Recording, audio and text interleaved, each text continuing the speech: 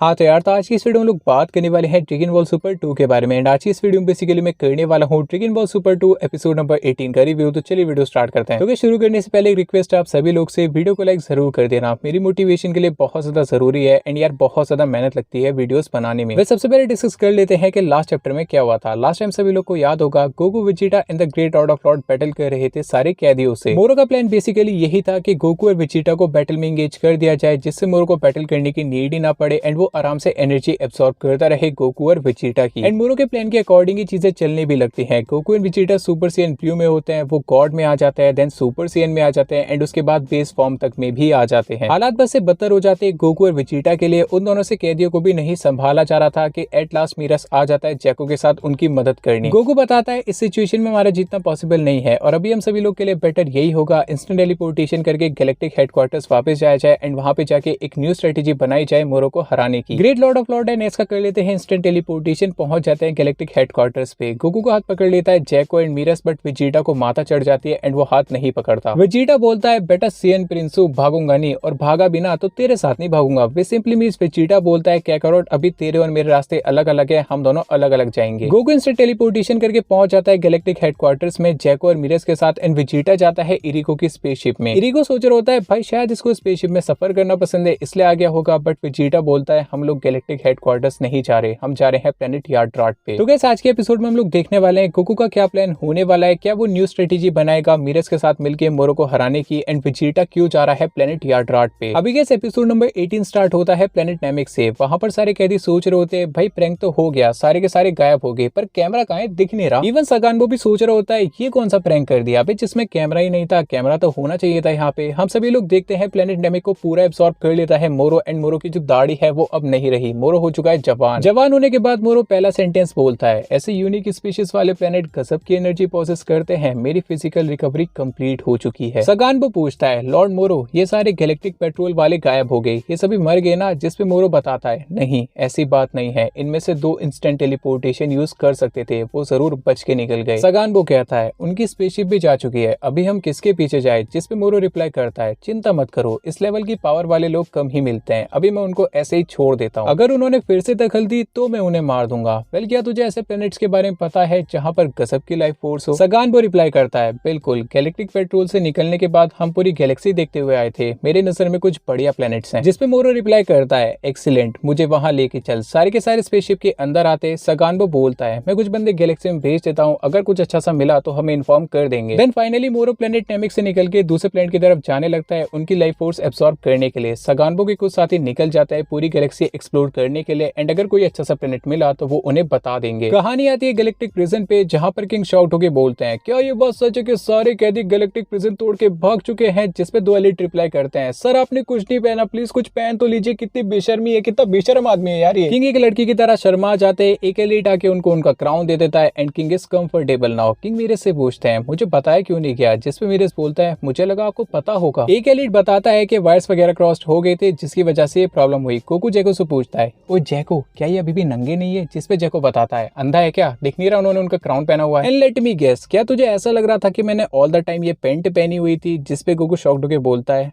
भाई छोड़ो छोड़ो रहने दो। आगे हम लोग देखते हैं कि गैलेक्टिक किंग मीरस के साथ बातें कर रहे होते हैं, तुम्हारा मतलब ये है कि मोरो के साथ सारे कैदी मिल चुके हैं। जैको बीच में कूद के बोलता है माफी चाहता हूँ गैलेक्टिक किंग, मेरे जैसा होनहार मेरे जैसा काबिल एलिट होने के बावजूद भी हमारा मिशन फेल हो गया, मैं आपसे दिल से माफी चाहता हूँ। पर गैलेक्टिक किंग को कहाँ घंटा फर्क पड़ने वाला था जैको से, वो तो मीरस से बात कर रहे थे, मुझे ऐसा लगता था तुम इस मैच को फिक्स कर दोगे मीरस। जिसपे मीरस रिप्लाई करता है जितना सोचा था मोरो से ज्यादा पावरफुल हो चुका है, हमें एक और स्ट्रेटेजी बनानी होगी उसको हराने के लिए। गोकू एलिट से पूछता है ए भाई सुनो तो, एक छोटा बच्चा और पिंक सा आदमी आया था क्या यहाँ पे, जिसपे एलिट बोलते हैं हाँ बिल्कुल आए तो थे। हमें दिखाया जाता है एस का, जो कुकू देख के काफी खुश हो जाता है। कुकू भी लाइक और भाई एस का तो ठीक है चलिए बहुत अच्छी बात है, वैसे बू कहाँ है। एस का बताता है हमारे यहाँ पहुंचने के बाद इनका फेस चेंज हो गया और ये सो गए, जिसपे गोकू बोलता है पू ने हमारे लिए बहुत देर तक फाइट की, शायद ये थक गया होगा। एस का पूछता है वेजिटा तुम्हारे साथ नहीं दिख रहा, जिसपे गोकू बोलता है चिंता मत कर वो कहीं ना कहीं जरूर ट्रेनिंग करने गया होगा। मीरस सरप्राइज होकर बोलता है ट्रेनिंग कहा तो तुमने, जिसपे गोकू बताता है हमारे नॉर्मल टैक्टिक्स मोरो के सामने काम नहीं आए। ये बात वेजिटा के दिल पे लग गई, उसके पास जरूर कोई ना कोई नया आइडिया होगा। वेल हम भी ऐसे हाथ पे हाथ रख के नहीं बैठ सकते, कोई है जिसके पास कोई और प्लान है, जिसपे गैलेक्टिक किंग बोलता है कोई ऐसा प्लान बताना जिसमें बू इन्वॉल्व ना हो। कहानी शिफ्ट होती है वेजिटा की तरफ। वेजिटा इरिको को बताता है मोरो हमारे पीछे नहीं आ रहा, वो किसी और डायरेक्शन में जा रहा है, मुझे अब उसकी की सेंस नहीं हो रही, ऐसा लगा जैसे टॉप स्पीड में दूर चला गया हो। इरिको बताता है सगानबो की स्पेसशिप सबसे तेज है, मैं उसे रडार पर ट्रैक नहीं कर सकता। ऐसा बोल के इरिको अपनी स्पेसशिप को ऑटो पायलट पे सेट कर देता है। वेजिटा पूछता है सगानबो वही था ना जो मोरो के साइड में खड़ा था, जिसपे इरिको बताता है वो बैंडिट्स गैंग का लीडर है जिन्होंने गैलेक्सी में तबाही मचा दी थी, उसकी स्ट्रेंथ की वजह से उसे पकड़ना मुश्किल था, पर अब वो फिर से भाग चुका है। जिसपे वेजिटा बोलता है वो बेवकूफ कुछ नहीं है, मोरो की हेल्प के बिना मेरा बेटा उसे हरा देगा। इरिको भी लाइक भाई तुम एक फादर हो। जिसपे वेजिटा बोलता है क्यों नहीं हो सकता। इरिको भी लाइक